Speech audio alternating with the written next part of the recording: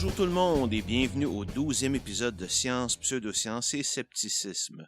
Avant d'aller plus loin, j'aimerais vous informer de l'existence de mon nouveau site de blog que vous trouverez à sciencepss.wordpress.com. J'y mettrai de temps en temps des petits billets sur des sujets qui m'intéressent, mais qui ne demandent pas nécessairement un épisode complet. Ou ça peut être des mises à jour sur des sujets dont nous avons déjà parlé. J'en ai déjà mis un expliquant ce qu'est la différence entre le scepticisme scientifique et le scepticisme exprimé, par exemple, par les sceptiques du réchauffement planétaire. C'est un rendez-vous et je vous invite à vous y abonner le plus rapidement possible. Bon, maintenant dans cet épisode, on parle des arts divinatoires en général et de l'astrologie en particulier. Nous expliquerons ce qu'est un art divinatoire et montrerons les différentes techniques utilisées par ces pratiquants pour convaincre leurs clients de leur talent. Puis dans un deuxième lieu, nous explorerons l'art divinatoire le plus connu et probablement la plus vieille pseudoscience encore utilisée aujourd'hui, c'est-à-dire l'astrologie. Nous expliquerons les principes de base de l'astrologie occidentale et son histoire, puis nous verrons pourquoi elle ne fait aucun sens pour quelqu'un qui connaît un peu l'astronomie moderne. Nous verrons également des études scientifiques qui ont été faites avec la collaboration d'astrologues et qui montrent qu'elle n'est pas meilleure que le hasard. Prêt? Allons-y.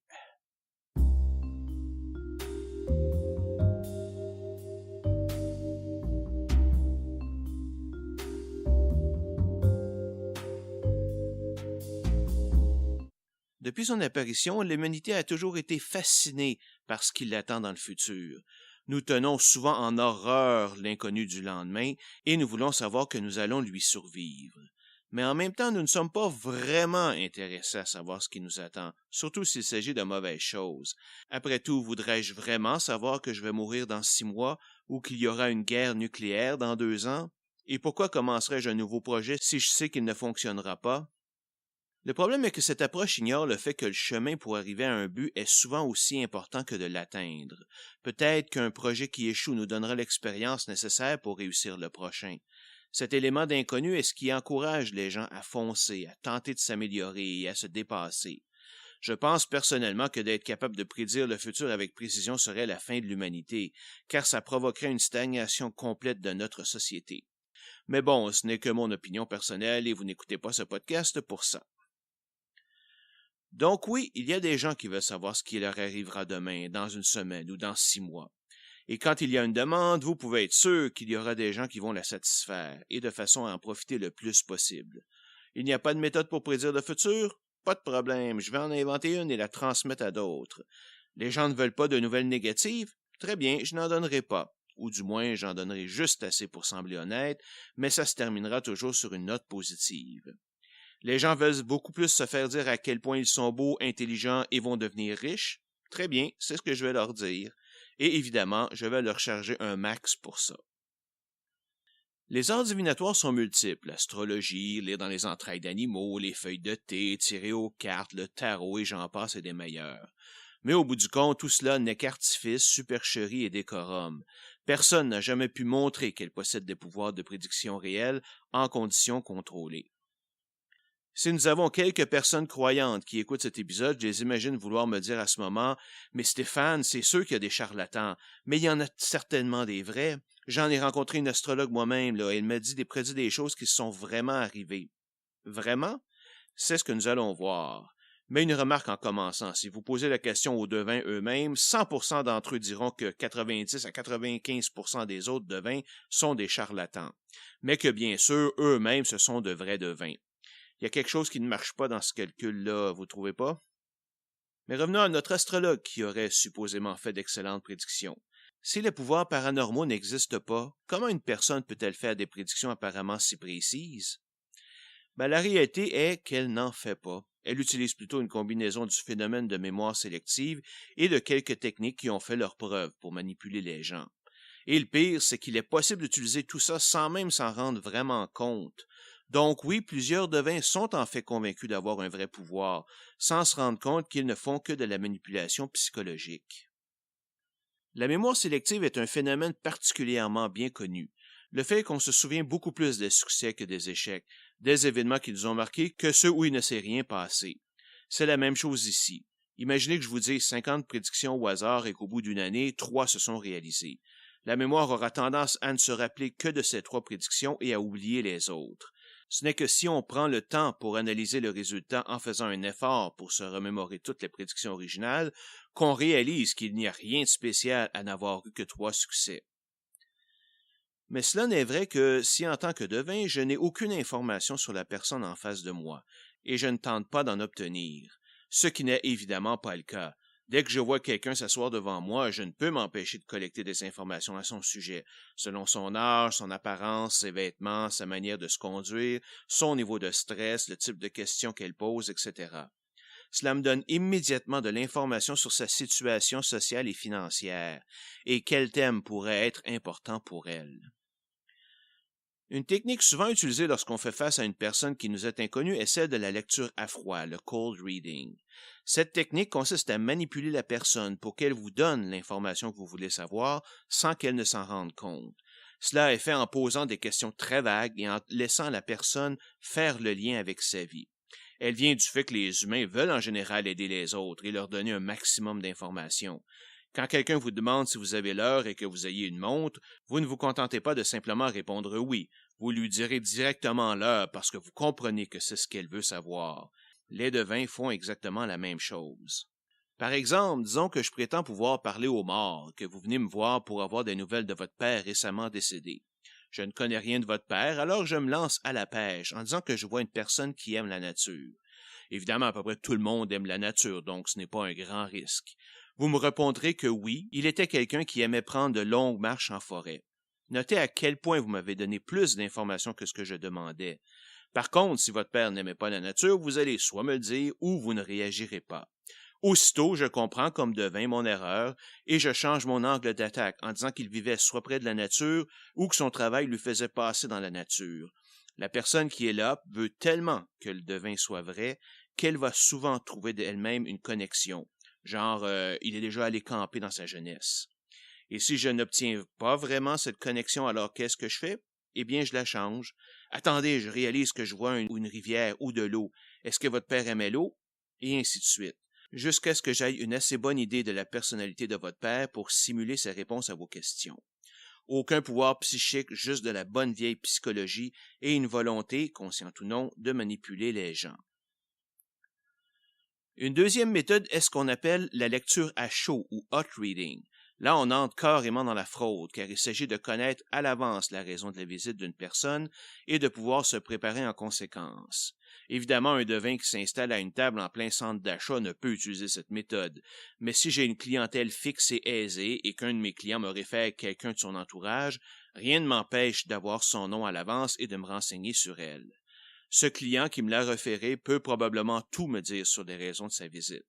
Donc, quand la personne se présente devant moi, je n'ai pas besoin de faire de lecture à froid et je peux passer directement au sujet qui l'intéresse. Cette personne, si elle est déjà assez crédule pour pouvoir faire affaire avec un devin, ne tentera probablement même pas de savoir d'où je tiens cette information et pensera que je l'ai devinée.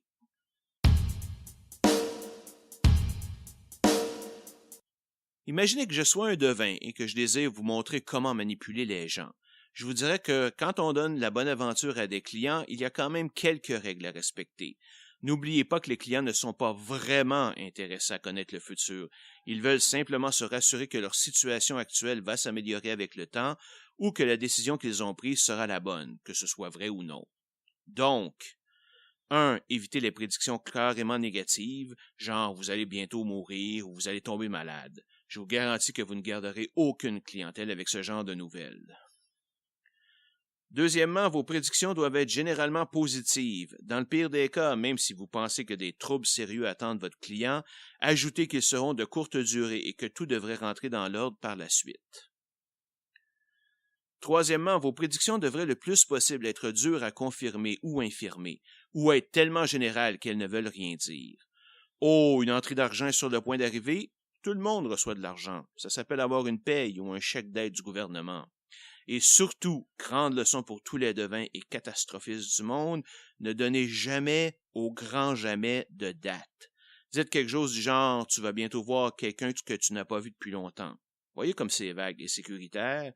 Quelqu'un qui doute vous demanderait en retour qui est cette personne. Est-ce un ami ou une connaissance quelconque ou un membre de la famille? Est-ce que je la voyais régulièrement ou est-ce que je ne l'ai vue qu'une fois quand j'avais 4 ans? C'est quand ça bientôt? D'ici un mois, un an? Et pas vu depuis combien de temps? 1 an, 10 ans, 30 ans? Et rencontrer, est-ce que ça veut dire en personne ou est-ce que sur Facebook ça compte, par exemple? Mais comme c'est un client, il ne se les posera pas, car il veut croire. De plus, c'est à peu près sûr que le client va rencontrer quelqu'un qui va correspondre à ces critères super vagues, juste par la loi des probabilités. Sauf que quand ça va arriver, il va immédiatement voir ça comme une confirmation de vos pouvoirs, et vous allez pouvoir en profiter. Dernièrement, n'hésitez pas à flatter l'ego des gens. Dites comment votre client a pris la bonne décision, car c'est une personne très intelligente qui sait évaluer les alternatives.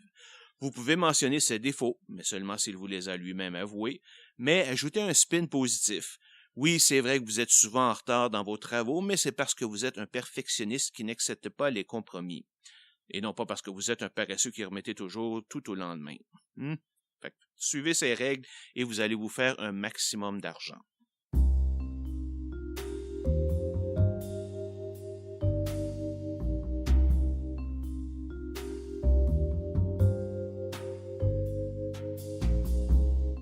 Mais assez parlé de généralité et passons à l'examen de ce qui est certainement une des plus vieilles pseudosciences qui soit, et aussi une des plus populaires encore aujourd'hui, l'astrologie. On peut la trouver un peu partout dans les journaux et les magazines, la télévision, le web, etc. Vous avez aussi des services plus professionnels, si on peut dire, où des astrologues connus peuvent charger des centaines de dollars pour faire des lectures astrologiques personnalisées. On peut définir l'astrologie comme l'étude des mouvements et de la position des objets célestes pour prédire le futur des êtres humains et les événements terrestres. Il y a plusieurs types d'astrologie, que ce soit l'astrologie indienne, chinoise ou maya. L'astrologie occidentale que nous connaissons bien a été introduite quelque part entre le 19 et le 17e siècle avant Jésus-Christ en Mésopotamie. De là, elle s'est propagée en Grèce, à Rome, dans le monde arabe et plus tard en Europe. Pour une très longue période, l'astrologie était un sujet traité sérieusement par le monde académique à cause de son étude du mouvement des astres. Ce n'est qu'avec l'apparition de la méthode scientifique au 17e siècle que la véracité de l'astrologie est sérieusement mise en doute lorsque les savants se rendent compte que les astrologues ont des prédictions souvent contradictoires et qu'elles ne se réalisent simplement pas. Un effort est fait pour séparer ce qui est prouvé de ce qui ne l'est pas, formant du coup la science de l'astronomie, qui continuera à évoluer indépendamment avec les lois de la mécanique classique de Newton. Quant à l'astrologie, maintenant privée de toute recherche sérieuse, elle s'embourbera dans des traditions de plus en plus occultes et s'entourera d'un décorum plus destiné à donner un spectacle qu'à vraiment prédire l'avenir.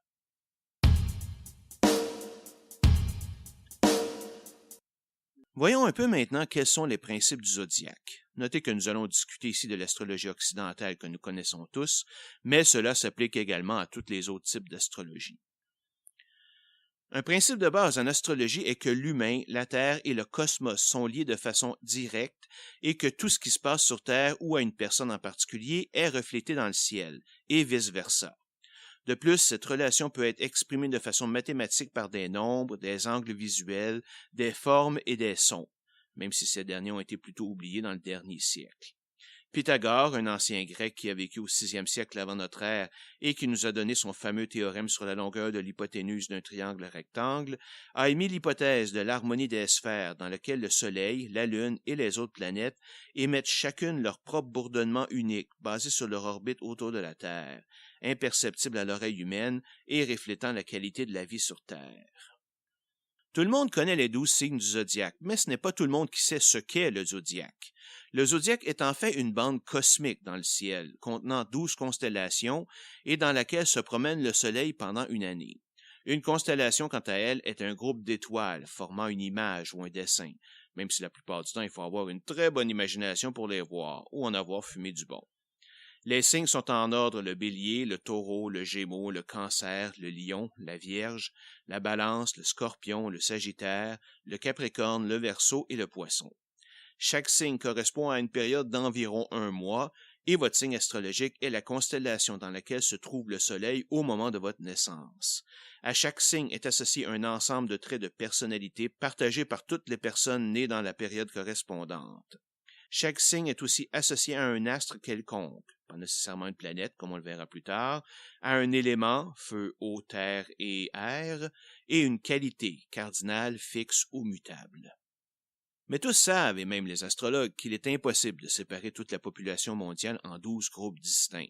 S'attendre à ce que toutes les personnes d'un même signe aient les mêmes traits, c'est complètement ridicule. C'est pourquoi les astrologues ont ajouté la notion de 4 angles primaires qui nous influenceraient également, dont le plus connu est l'ascendant. Cet ascendant est en gros un moyen mathématique de subdiviser l'espace d'un signe en 12 sous-espaces, un pour chaque signe. Ainsi, une balance ascendant taureau sera différente d'une balance ascendant vierge. Alors que seul le jour de naissance est important pour déterminer le signe d'une personne, l'heure précise est également nécessaire pour déterminer l'ascendant. Il y a encore d'autres notions qui sont utilisées pour déterminer l'horoscope de quelqu'un, comme les maisons, les oppositions, le descendant et autres. Mais vous n'êtes pas ici pour prendre un cours sur l'astrologie, alors je ne m'attarderai pas trop là-dessus. Une petite distinction que je pense que tous les astrologues sérieux, si on peut dire, veulent faire est la différence entre l'astrologie populaire qu'on voit dans les journaux ou les magazines et la vraie astrologie, faite par des astrologues professionnels et qui donne des prédictions précises pour des personnes précises. Ces professionnels éprouvent souvent du mépris pour les astrologues populaires, les accusant de ridiculiser la profession. L'ironie me tue quand j'entends ça, car tout ce que ces professionnels apportent de plus est un décorum plus élaboré. La qualité des prédictions est peut-être un peu meilleure simplement car ils ont l'occasion de faire de la lecture à froid ou à chaud de leurs clients, mais sans plus.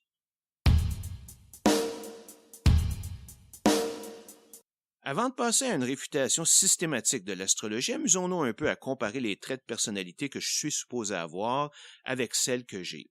Mais le hic est que je ne vous dirai pas quel est mon signe avant la fin de cet épisode. Ce que je vous demande de faire de votre côté est de voir lesquels de ces traits s'appliquent également à vous. Vous risquez d'être surpris. Alors, mon signe favorise la communication, la socialisation et la conceptualisation et est associé à une personne active, motivée, intelligente et ambitieuse, capable de leadership et de changer les choses. Je suis supposé être une personne très sociale dont le bonheur est basé sur ses relations personnelles, mais je peux être indécise car j'aime comparer les arguments des deux côtés avant de prendre une décision. Une de mes forces est ma capacité de coopérer tout en restant diplomatique. Je suis également excellent à résoudre les problèmes. Par contre, mon ascendant me donne plusieurs autres traits, dont plusieurs sont opposés. D'après lui, je suis une forte personnalité qui a une grande confiance en elle-même. Je suis un leader naturel, charismatique, qui aime se mettre en avant. Fier, déterminé, loyal, sérieux, ambitieux, courageux, héroïque, plein de vitalité, créatif, séducteur. Oui, c'est ça. Joyeux, audacieux, honnête, magnanime, responsable, noble, brillant, dramatique, affectionné, plein d'humour, démonstratif, autoritaire, arrogant, délicat, têtu, intolérant, égocentrique, coléreux, violent et nonchalant. Ouf! Je ne m'amuserai pas ici à tous les passer, mais il y a certainement plusieurs points que je reconnais. Par exemple, oui, j'ai un côté leader, fonceur, créatif, sûr de moi, têtu et ambitieux. Par contre, l'idée que je sois très social, héroïque, séducteur, dramatique, défini par mes relations, moi qui est plutôt solitaire, indécis, 6 ans comme arbitre de baseball ont réglé ça, coléreux et violent, la dernière fois que je me suis battu quelque part au primaire ou dans le pire des cas, est complètement ridicule pour quiconque me connaît. Évidemment, le problème dans tout ça est que la quantité de traits est tellement grande que c'est sûr que n'importe qui pourrait s'y retrouver au moins un peu. Est-ce votre cas?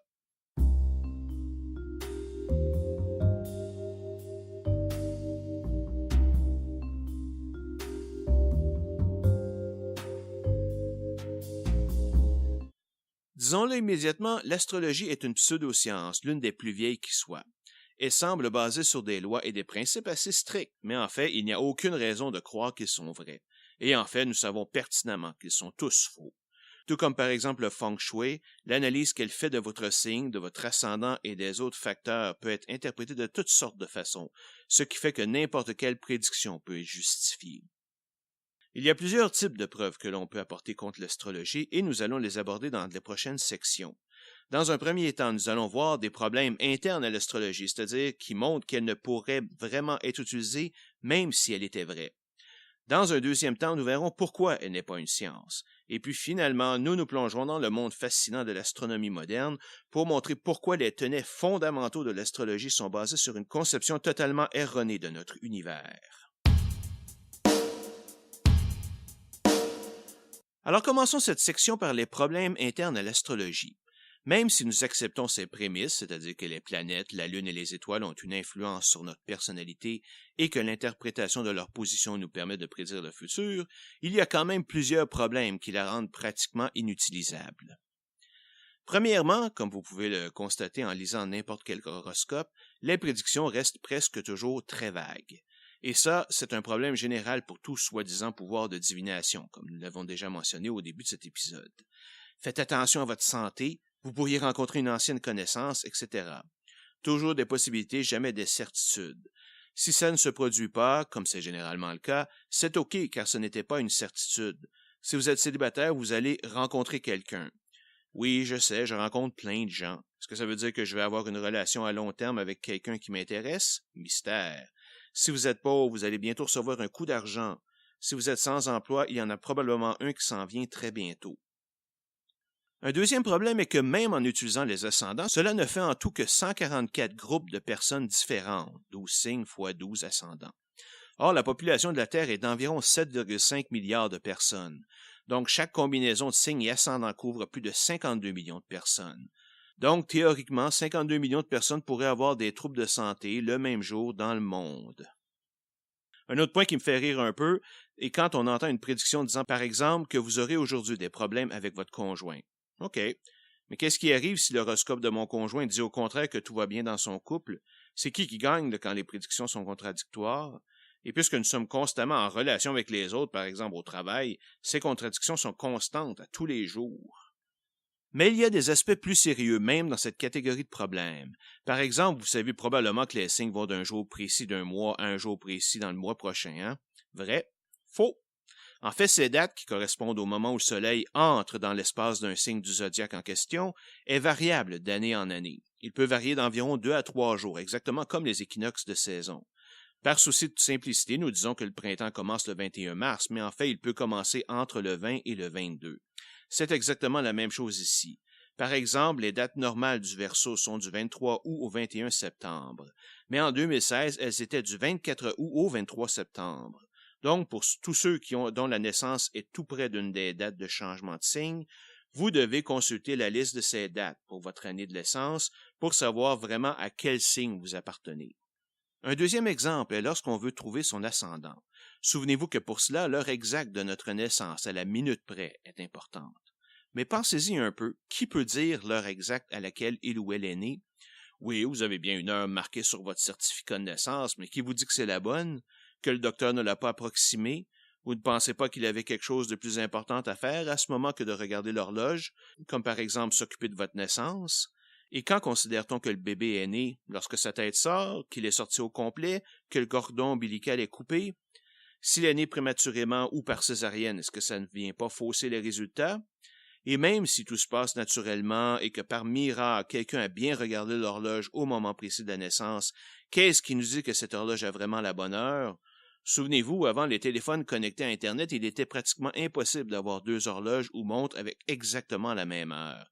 Oui, les téléphones intelligents ont quand même réglé ce problème car les réseaux qu'ils utilisent sont généralement connectés à des horloges atomiques ultra précises, mais ils ne sont qu'une invention récente, moins de 15 ans. De plus, ça ne règle aucun des autres problèmes. Et question plus fondamentale encore, pourquoi la date de naissance plutôt que par exemple la date de conception? Il ne s'agit pas qu'une théorie comme l'astrologie soit vraie pour qu'elle soit considérée comme une science. La science a par définition 3 caractéristiques majeures. Elle ne s'en tient qu'à des phénomènes et explications naturelles. Elle ne donne jamais de réponse certaine. Dans le meilleur des cas, on peut dire qu'on est relativement certain d'une réponse en fonction des connaissances que l'on a à ce moment précis. Les résultats des expériences doivent être répétables et répétés par d'autres scientifiques pour être acceptés. De plus, pour être considérée comme scientifique, une théorie doit posséder les caractéristiques suivantes. Elle doit expliquer des phénomènes connus et faire des prédictions sur des phénomènes qui ne sont pas encore connus. Si ces prédictions sont confirmées, ce sera une confirmation que la théorie est probablement vraie. Ces prédictions doivent être falsifiables, c'est-à-dire que je peux décrire un résultat d'expérience possible prouvant que ma théorie est fausse. Elle doit être supportée par plusieurs types d'évidences venant de plusieurs domaines.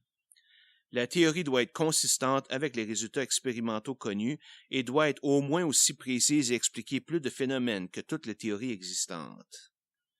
Elle évolue dans le temps en fonction des nouvelles découvertes. Ces nouvelles données peuvent confirmer la théorie, lui demander une ou plusieurs modifications ou raffinements, ou carrément causer son rejet. Si on regarde tout ça, l'astrologie ne peut être considérée comme une théorie scientifique. Bien qu'elle n'implique pas directement l'existence de Dieu ou de fantômes, il n'existe aucun processus naturel connu qui pourrait expliquer la connexion entre les êtres humains et les astres. Rien de mesurable en tout cas. L'astrologie elle-même ne donne aucun mécanisme par lequel cette influence est possible. Elle assume simplement qu'il existe. Il est certainement vrai que l'astrologie ne donne pas de réponse certaine. Par contre, aucune expérience astrologique n'est répétable. Je ne parle pas ici des prédictions de journaux qui sont tellement génériques qu'elles s'appliquent à n'importe qui. Allez plutôt voir 3 astrologues la même journée et vous allez avoir 3 ensembles de prédictions différentes. L'astrologie a été créée voilà plus de 4000 ans et ces ténèbres n'ont pratiquement pas changé depuis. Comme elle ne repose sur aucune observation du monde naturel, il n'y a pas de nouvelles découvertes à faire, il n'y a pas d'évolution ou de raffinement de la théorie, car il est impossible de savoir entre 2 alternatives laquelle est la plus proche de la réalité. Sérieusement, qui aimerait être traité avec la médecine de v'là 4000 ans? Elle n'est supportée par aucune preuve directe ou indirecte.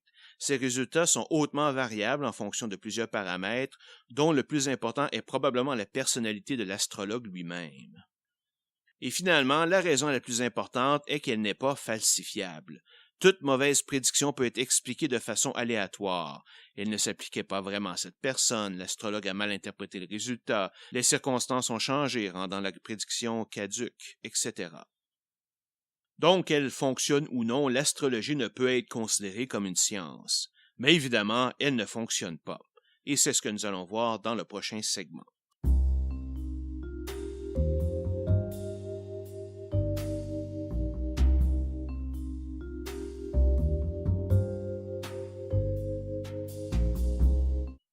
Imaginez-vous voilà 4000 ans en train de regarder le ciel étoilé. Pour la grande majorité du monde, sauf peut-être quelques philosophes un peu crackpots, la Terre est plate et recouverte par une voûte céleste qui l'entoure. Cette voûte céleste, c'est un peu comme un manteau qui entoure notre planète, à peut-être quelques dizaines ou centaines de kilomètres de hauteur. Vous n'avez aucune idée de ce qu'il y a de l'autre côté, mais c'est probablement le paradis ou l'Olympe. Mais par contre, vous pouvez voir peints sur la voûte de nombreux points de lumière à luminosité variable. Comme tous ces points sont sur la voûte, ils sont tous à la même distance de la Terre les uns que les autres. En plus de ces points fixes de lumière, vous pouvez voir quelques autres corps se promener quelque part entre cette voûte et la Terre, chacun émettant sa propre lumière. Plus vous regardez cette voûte, plus vous pouvez imaginer des formes dans ces étoiles.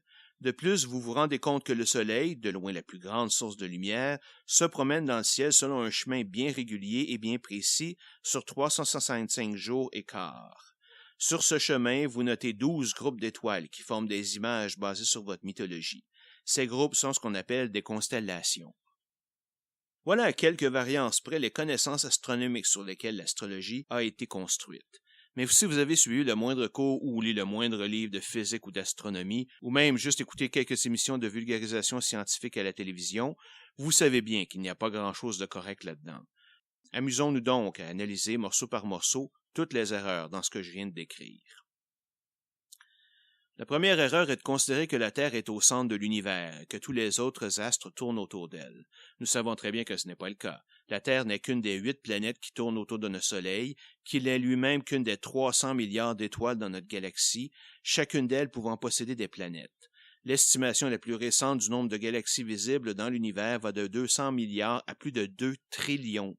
En fait, la seule chose d'importance qui tourne autour de la Terre, si on exclut les satellites artificiels lancés par l'homme, c'est la Lune. La deuxième erreur est que la voûte céleste n'existe pas. L'espace n'est constitué en immense majorité que d'un vide, et chaque étoile visible peut se trouver à quelques années-lumière ou même à plusieurs milliers d'années-lumière de nous. C'est quoi une année-lumière? C'est la distance parcourue par un rayon de lumière dans le vide pendant une année complète. Considérant que la vitesse de la lumière dans le vide est d'environ 300 000 km par seconde, c'est une méchante distance, environ 9,5 trillions de kilomètres, et un trillion est égal à 1000 milliards. L'étoile la plus proche du Soleil, Proxima du Centaure, est à 4,3 années-lumière de nous. Notre galaxie, la Voie lactée, a un diamètre entre 100 000 et 180 000 années-lumière. La galaxie la plus proche de nous est Andromède, à environ 2 millions d'années-lumière. Et nous pouvons observer des objets célestes distants de 10 milliards d'années-lumière et plus. L'univers est simplement trop grand pour que nos petits cerveaux puissent vraiment le concevoir. Et dans tout ça, aucun paradis, aucun domaine des dieux. La troisième erreur découle de la deuxième. Les constellations ont été définies dans l'idée de regrouper des points lumineux près l'un de l'autre et de former une image. Or, cette proximité apparente n'est qu'une illusion d'optique. Des étoiles d'une même constellation peuvent être à des centaines d'années-lumière l'une de l'autre et n'apparaissent proches qu'à cause de l'angle de vision. Certains points lumineux peuvent aussi ne pas être des étoiles, mais bien des galaxies qui sont encore beaucoup plus loin. Par exemple, les étoiles formant la Grande Ourse sont respectivement à 123, 79,7, 83,2, 58,4, 82,6, 86,4 et 103,9 années-lumière. La constellation de la Vierge contient des étoiles entre 35 et 250 années-lumière de nous. Pourquoi sont-elles toutes visibles alors? Parce que les étoiles ont des magnitudes visuelles différentes, c'est-à-dire qu'elles émettent une quantité de lumière différente dépendant de leur masse et de leur phase d'existence. Nous reviendrons sur ce sujet dans un prochain épisode sur l'astronomie. En fait, c'est une fausse question, car il y a très certainement des étoiles dans cette région plus près de nous que 250 années-lumière, mais que nous ne voyons pas à l'œil nu justement parce qu'elles n'émettent pas assez de lumière. Quatrième erreur, la liste des planètes dans le système solaire. Avez-vous remarqué que vous n'entendez jamais parler d'Uranus et Neptune dans les horoscopes?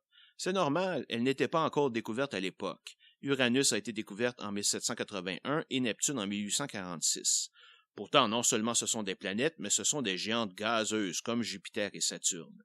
Si l'astrologie était une science, on serait attendu à ce qu'elle soit modifiée pour inclure ces deux nouvelles planètes. Mais évidemment, ça ne s'est pas passé ainsi. De plus, dans l'ancien temps, la différence entre une étoile et une planète n'était pas aussi bien connue qu'aujourd'hui. On pensait que toutes les planètes émettaient leur propre lumière, c'est juste que le Soleil était plus gros et ou plus proche. En réalité, les planètes n'émettent aucune lumière et ne sont visibles que par la lumière du Soleil qui reflète sur elles. Même chose pour la Lune qui a longtemps été considérée comme une planète, ce n'est qu'au 5e siècle avant Jésus-Christ qu'on a commencé à comprendre sa nature. Cinquième erreur, et celle-là est super intéressante, est la dérive des constellations. Pour expliquer cela, il me faut vous expliquer ce qu'est la précession de la Terre. Vous savez probablement que la Terre tourne sur elle-même et tourne autour du Soleil, et si vous ne saviez pas ça, vous voteriez probablement pour Trump. Mais ce ne sont pas les seuls mouvements. Il y a aussi la précession des équinoxes, qui nous intéresse particulièrement ici, et la nutation. Imaginez un globe terrestre avec un pivot de métal qui entre au pôle sud et ressort au pôle nord. Mettez votre globe sur une surface dure de façon à ce qu'il repose de façon solide sur la pointe sud du pivot. Ensuite, mettez un doigt sur la pointe nord et faites lentement un cercle avec, dont le centre serait la position du pivot sud. C'est la précession. Ce mouvement est causé par les forces gravitationnelles du Soleil et de la Lune et parce que la Terre est une sphère aplatie aux deux pôles et est donc plus large que haute. Le résultat de ce mouvement est que la position des étoiles, et donc des constellations qui les contiennent, change par rapport à la Terre. Pourquoi on ne s'en rend pas compte? Mais parce qu'une rotation complète du pôle Nord prend plus de 26 000 ans à s'accomplir.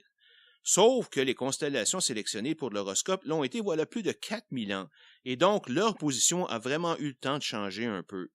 Le résultat est que notre zodiaque est décalé d'environ un signe et demi par rapport à l'époque de sa création. Donc, si vous êtes né le 1er mai, disons, vous n'êtes pas un bélier, mais bien un gémeau. Et encore là, la frontière entre les différents signes devient encore plus floue, car il est difficile de savoir la valeur exacte de ce décalage au jour près, ou pire, à la minute près, pour ce qui est de l'ascendant. Mais ce n'est pas tout. Le quatrième mouvement de la Terre, la nutation, vient également foutre le bordel là-dedans. Car voyez-vous, dans sa précession, le pôle nord de la Terre ne fait pas un cercle régulier. Celui-ci a comme une espèce de tremblement qui l'approche et l'éloigne du centre du cercle dans un cycle continu. Pas de beaucoup, mais assez pour être significatif. Ce tremblement est causé par plusieurs choses, dont l'orbite de la Lune, et est plutôt irrégulier. En fait, plusieurs cycles de nutation ont été identifiés, allant de 5 jours et demi à 18 ans et demi. Même aujourd'hui, nous n'avons pas encore de formule exacte pour calculer exactement le mouvement de nutation, ce qui rajoute un autre degré d'incertitude dans nos calculs astrologiques. La sixième erreur est que notre compréhension des lois de l'univers avec la mécanique classique de Newton, la relativité d'Einstein et la mécanique quantique est beaucoup plus avancée aujourd'hui et que nous n'avons jamais observé une force qui pourrait expliquer la connexion entre nous et les planètes et étoiles. Nous sommes capables de mesurer la masse d'une étoile à des dizaines d'années-lumière de distance ou le poids d'un électron. Nous connaissons les 4 forces qui gèrent l'univers, la gravité, l'électromagnétique, la force faible et la force forte.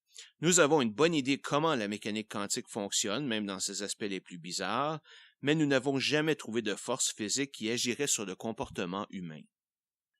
Un des aspects de la théorie de la relativité d'Einstein est que si un événement se produit sur un astre lointain, il ne pourra être observé et donc n'existe pas pour nous tant que sa lumière ne nous sera pas parvenue.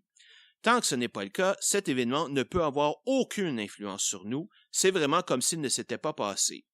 La raison est que rien ne peut aller plus vite que la lumière.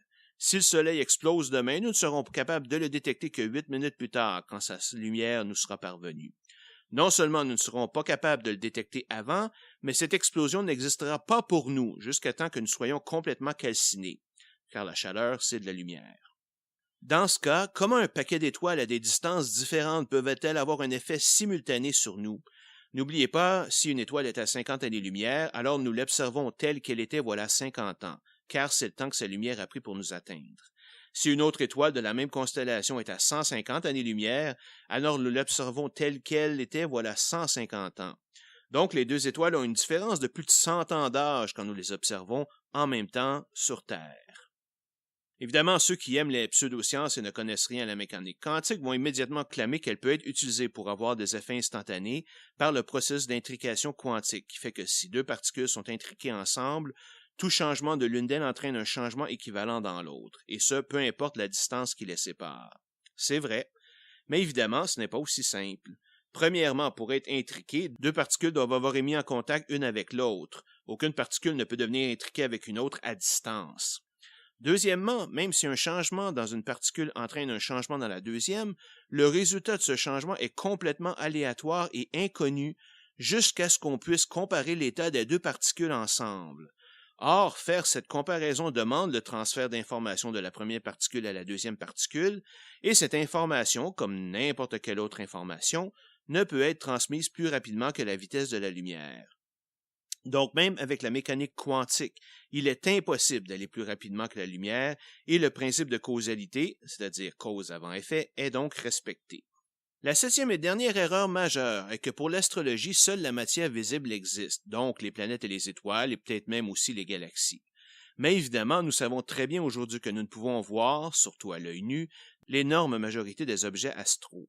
Nous pouvons penser bien sûr aux étoiles qui ne sont pas visibles à l'œil nu, parce qu'elles sont trop loin ou pas assez grosses, mais ça va beaucoup plus loin. On peut parler d'objets massifs comme des étoiles à neutrons ou même de trous noirs dont les forces et les masses sont bien plus élevées que les étoiles visibles. Pourquoi n'ont-ils aucune influence sur nous? Et qu'en est-il du trou noir supermassif au centre de notre galaxie avec une masse de 4 millions de soleils? Pourquoi est-ce que lui non plus n'a pas d'influence sur moi? Et pire que ça, notre modèle standard de cosmologie indique que la masse-énergie de l'univers se compose de 5% de matière ordinaire, 27% de matière sombre et plus de 68% d'énergie sombre. Elles sont dites sombres car elles n'interagissent pas avec le spectre électromagnétique et n'émettent donc aucune lumière. Je ne demanderai évidemment pas à l'astrologie d'expliquer ces découvertes récentes, mais même aujourd'hui, aucun système astrologique ne les considère dans ses calculs. C'est pourtant dur de croire que 95% de la masse et énergie de l'univers n'ont aucun effet sur nous, alors que le 5% restant en a.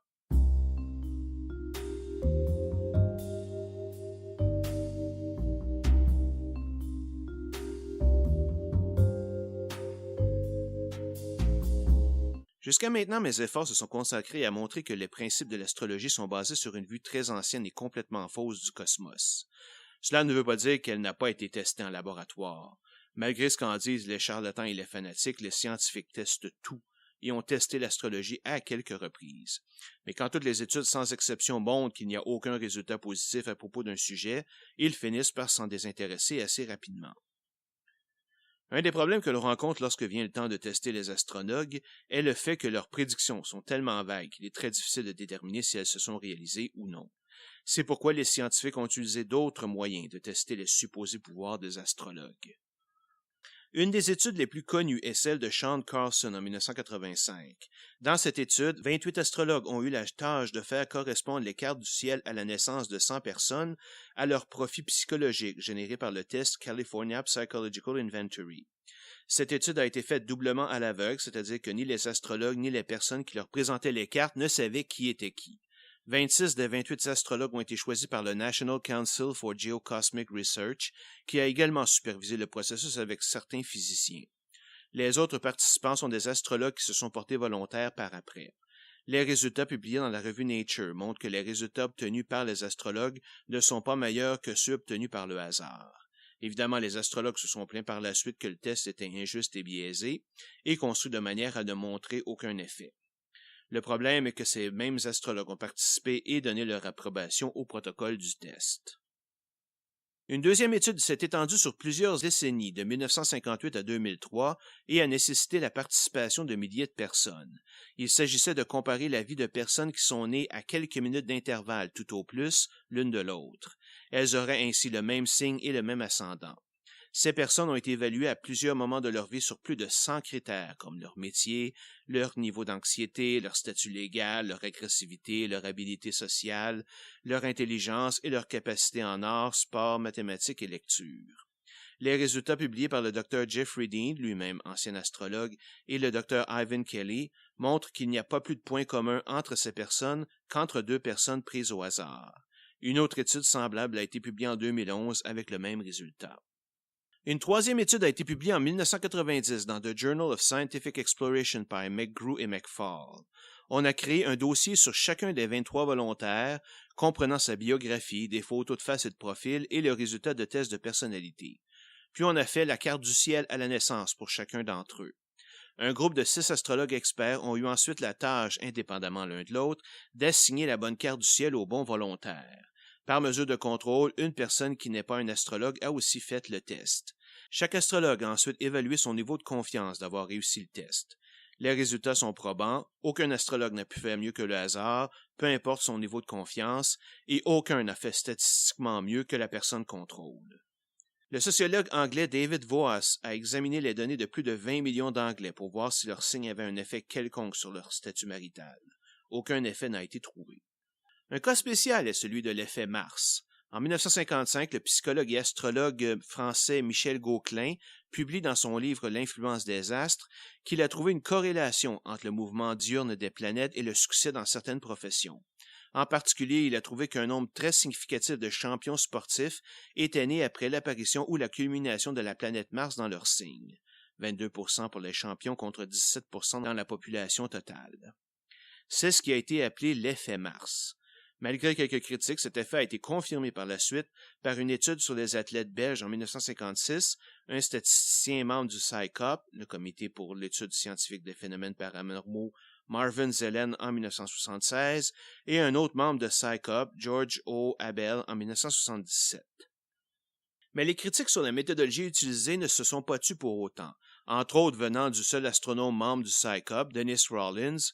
Un des problèmes majeurs soulevés est que les études ont toutes été faites à partir de données collectées par Gauquelin et que celui-ci n'a possiblement pas choisi ses sujets totalement au hasard. Une étude faite par CICOP, publiée en 1979 sur les athlètes américains et utilisant la même méthodologie, ne montre aucune correspondance. Gauquelin s'est plaint que cette étude ne s'est pas concentrée sur des athlètes d'élite, car elle incluait des joueurs de basketball et des personnes nées après 1950, sans vraiment d'explication. Le coup de grâce de l'effet Mars est survenu en France en 1994 par le Comité pour l'étude des phénomènes paranormaux. Dans une étude couvrant 1066 athlètes champions avec documentation complète, il conclut qu'il n'y a aucun signe de l'effet Mars. Les résultats de Gauquelin sont attribués à un biais dans la sélection des données. Jeffrey Dean, que nous avons mentionné plus haut, a offert en 2012 une autre explication à la mauvaise sélection des données de Gauquelin. Il suggère qu'en fait ce sont les parents des athlètes qui sont responsables de cette situation, car à une époque où l'astrologie est encore bien plus importante qu'aujourd'hui, certains auraient changé l'heure de naissance de leur enfant, que ce soit de façon consciente ou inconsciente, pour leur donner un avantage dans la vie. 2 points viennent supporter cette hypothèse. Premièrement, depuis que les docteurs et infirmières sont responsables de noter les heures de naissance en 1950, Gauquelin lui-même n'a pu trouver le trace de son effet Mars. d'où son étrange critique de l'étude Psychop de 1979. Et deuxièmement, avant 1950, le nombre de naissances à une heure astrologique qui défavorise l'enfant est moins élevé que ce qu'il devrait être, ce qui montre la manipulation des heures de naissance par les parents.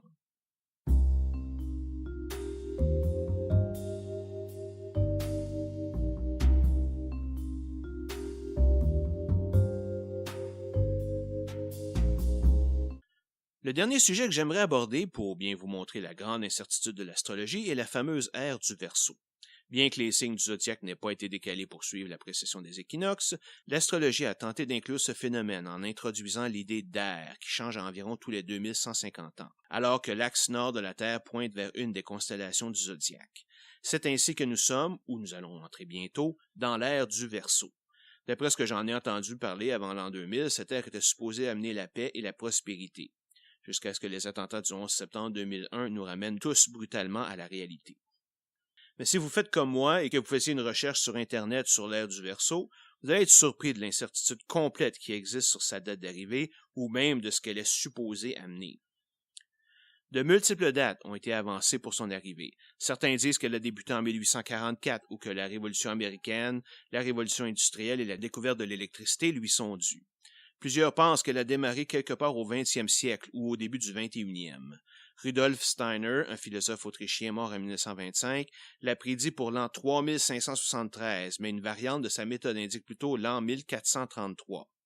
Il y a même une théorie qui dit que l'ère du Verseau n'arrivera pas à une date précise, mais plutôt comme une vague qui se répète, son influence se faisant sentir de plus en plus sur de nombreuses années. Essayez donc de vous y retrouver maintenant. En fait, l'Union astronomique internationale a établi en 1929 les points de séparation exacts entre les constellations. Mais ce n'est qu'un consensus, car il n'y a pas de vraie séparation physique. D'après la location de celle entre le Poisson et le Verseau, le changement d'ère ne se fera qu'autour de 2600. Alors, pour l'ère du Verseau, on repassera. Mais même si elle arriverait demain, qu'apporterait-elle? Vous n'allez pas me croire, mais il n'y a pas de consensus là-dessus non plus. Plusieurs voient cette ère comme une période où l'humanité va prendre le contrôle de la Terre et de sa propre destinée et parvenir à la vérité via l'expansion de sa conscience humaine. Certains vont vivre des expériences d'illumination qui en feront les prochains leaders mondiaux. Trump! Ouais, c'est ça. Certains prétendent que l'ère du Verseau se verra un monde sous le contrôle d'élites secrètes et avides de pouvoir, recherchant le contrôle absolu sur les autres, comme si ce n'était pas toujours le cas. Seules les connaissances aidant à la guerre seront recherchées et enseignées et les religions seront interdites. Plusieurs voient l'ère du Verseau comme une période théologique de grande importance. Steiner y voit deux événements majeurs, le retour du Christ sur Terre, sous forme céleste, pour illuminer l'humanité de sa sagesse, et l'arrivée d'Ahriman, l'esprit destructeur de Zoroaster, qui veut empêcher l'évolution de l'humanité.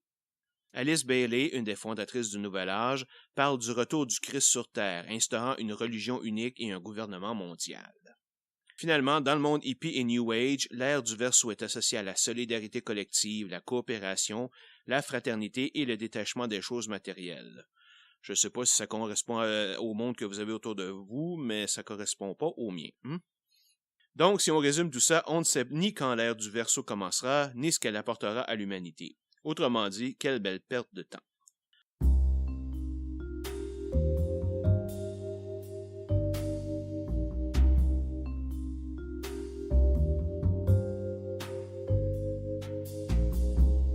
Alors, c'est tout pour cet épisode et j'espère que vous avez apprécié. C'est le genre d'épisode relativement simple à faire pour moi, car c'est un sujet auquel j'ai déjà pensé de nombreuses fois, et donc une bonne partie du travail n'a été que de mettre mes pensées en ordre, ce qui ne m'a pas empêché d'apprendre toutes sortes de petits détails intéressants lors de mes recherches.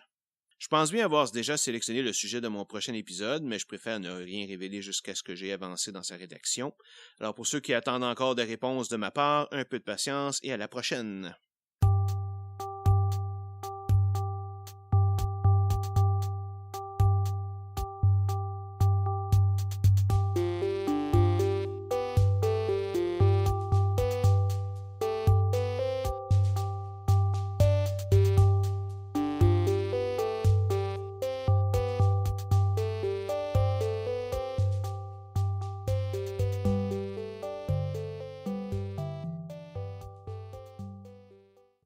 Eh bien, vous avez écouté jusqu'à la fin et montré un peu de patience, comme je vous l'ai demandé.